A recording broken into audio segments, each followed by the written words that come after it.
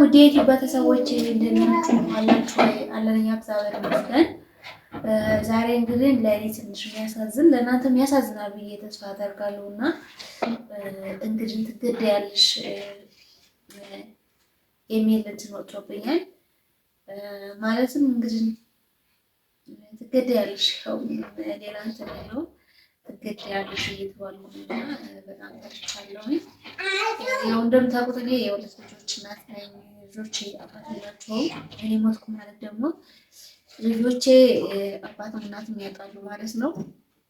እና ይህም የሆነው ምንድነው ብትሉኝ እኔ አሁን አንኮበር እንዳለው ታውቃላችሁ። እና አንኮበር የሄድኩበትን ጉዳይ እኔና ባሌ ከዚህ በፊት የጋብቻ ወረቀት ሰርግ ተደግሷል። አብረን ቆይታ ትንሽ ጊዜ ያለን እኛም ደግሞ ተፈጥሯል በመካከላችን። ነገር ግን የጋብቻ ፊርማ ያላደረግነው በሰዓቱ የሰርጉ ጊዜ የሆኑ ያልተስማማንባቸው ነገሮች ስላሉ ያንን ታልተስማማን እኔ አልፈራረም ብዬ ነበር የተፈራረምነው። አሁን ግን እንደተረዳሁት ከሆነ ብንፈራረምም ባንፈራረምም ኦልሬዲ ልጆች ወልደናል፣ ሰርግ ተደግሷል። ባልና ሚስት መሆናችን ግዴታ ነው ተብሏል።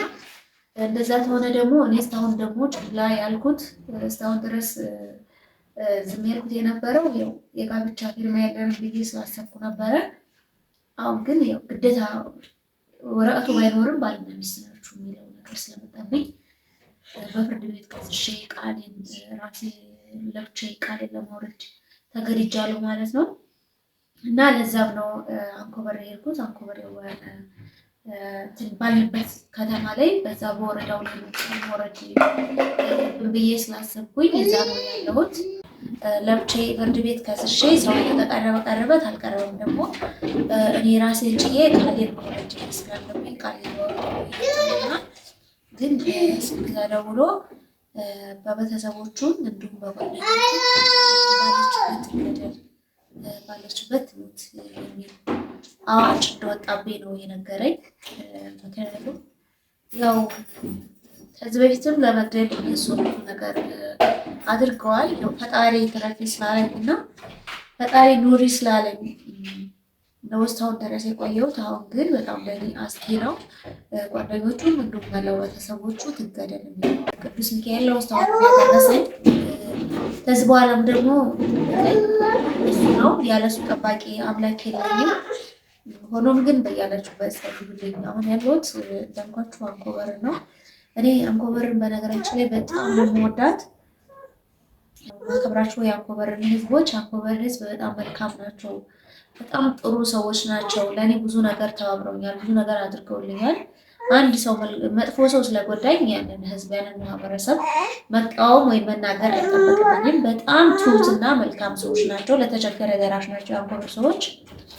እናም እኔ ደግሞ አሁን እንግዲህ ተመጣብኝ ነገር እያሳለፍኩት ያለሁት ነገር መድኃኔዓለም ነው የሚያውቀውና ገዳይ አምላክ ነው፣ ፈጣሪ ነው ለእኔ መሞትንም ሆነ መዳንንም። ወንድሞቹም በተደጋጋሚ ሰሞኑን መሳሪያ እየቀባበሉ መጣልሽ እንገልሻለን ምናምን እያሉ ነበረ። ያው በተለያየ ስልክ ነው የሚገቡት፣ ኢሞ ላይ ምናምን እየገቡ በተለያየ ስልክ ይልኩልኛል። እኔ ግን ብዙ ጊዜ አልፈራም፣ ምክንያቱም በቃ እስካሁን ድረስ ያደረሰኝ አምላክ ወደፊትም ደግሞ እግዚአብሔር ያውቃል ብዬ ስላሰብኩኝ ምንም አልመሰለኝም ነበረ።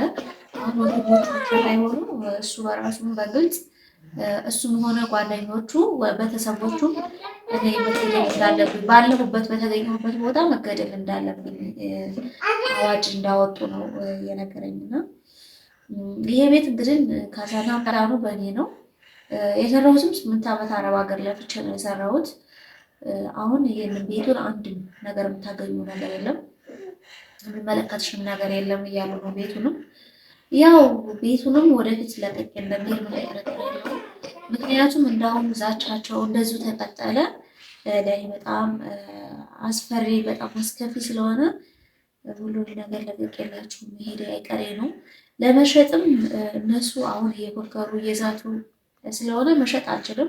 ማንኛውም ሰው ቤት የሚገዛው ቤት ላይ የሚገባው በሰላም ለመኖር ያንን ቤት በሰላም ከልጆቹ ጋር ወይም ለህይወቱ ሰላም ያለበት ቦታ ስለሆነ በአሁኑ ሰዓት ባስማማው ቤቱን ማንም ሰው ሊገዛኝ አልቻለም። ግን ዛቻቸው ደግሞ እንደቀጠለ ነው። በሄድኩበት ሁላ በቃ እኔ ማንም እንደሚነግራችሁ አላውቅም። መጣልሽ ነው እንገልሻለን ነው፣ አዲስ አበባ ሞኝ እንገልሻለን ነው፣ ዝም ሞኝ እንገልሻለን ነው።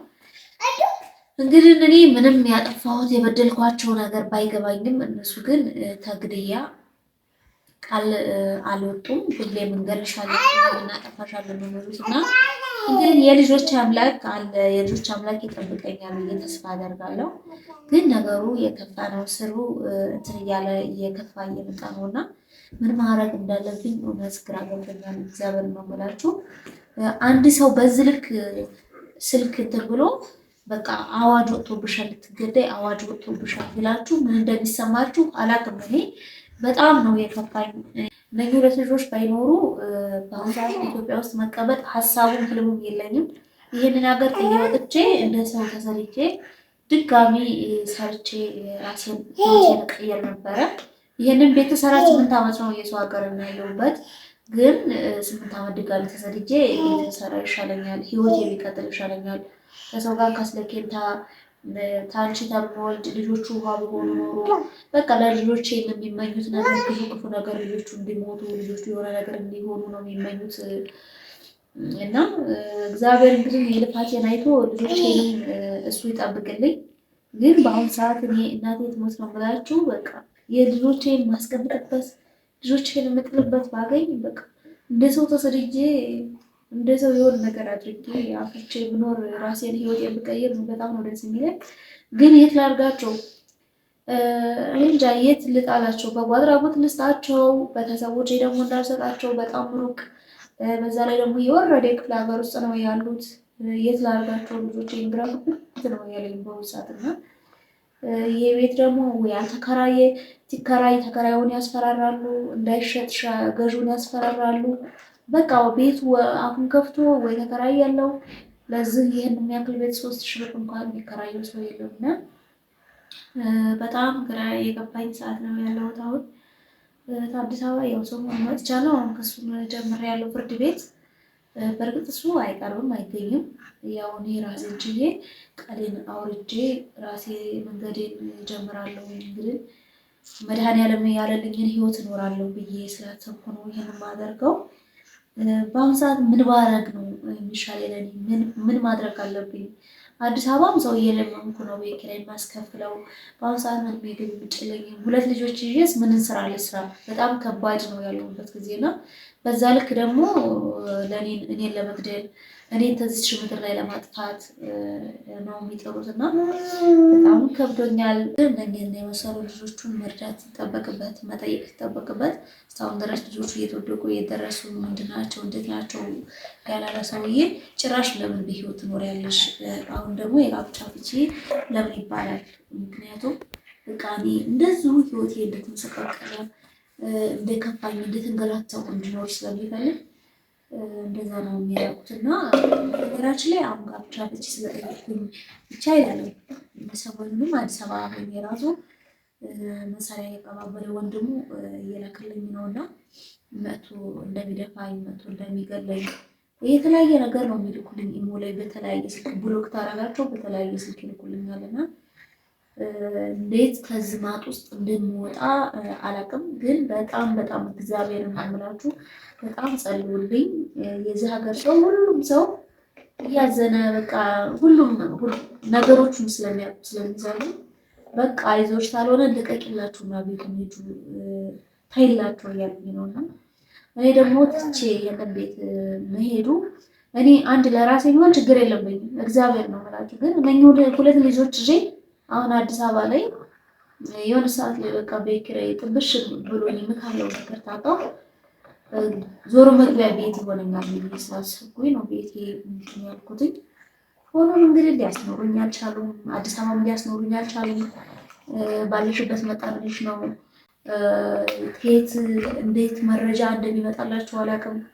እኔ በታክሲ ተሄድኩኝ ያውቁታል፣ በባጃጅ ተሄድኩኝ ያውቁታል፣ ውሃ ተጠጣሁ ያውቁታል።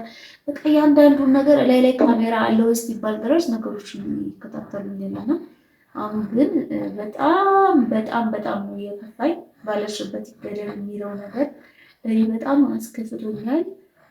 ለህግ አካሎቹን ማሳወቅ ያለው ግን ማሳወቅም ያው ግን እኔ ከሞትኩ በኋላ ነው የሚደርስልኝ። ግን ምን ብዬ እንደምነግራችሁ አላውቅም። አሁንስ ያለቀስኩበት ራስን እያመመኝ ነገሮችን እንትን እያሉብኝ ነው። ቅዱስ ሚካኤል እባክህ በቃ በለኝ እያልኩ ነው። እና በያላችሁበት በየሃይማኖታችሁ ጸልዩልኝ። እንደኔ አይነት ህይወት መድኃኔዓለም ይሰውራችሁ። ለማንኛውም ሰው እንደኔ አይነት ህይወት እንዲገጥመው አልመኝም። ባላችሁበት እግዚአብሔር ይጠብቃችሁ፣ ከእንደኔ አይነት ህይወት ይሰውራችሁ። ይህንን ነው የምላችሁ። ቤተሰቦች ከዚህ በኋላ ከዩቲዩብ ተጠፋሁ ተገደሉኝም። ያው እንግዲህ ሌላ ገዳይ እንደሌለኝ እነሱ እንደገደሉኝ ነው የሚታወቀውና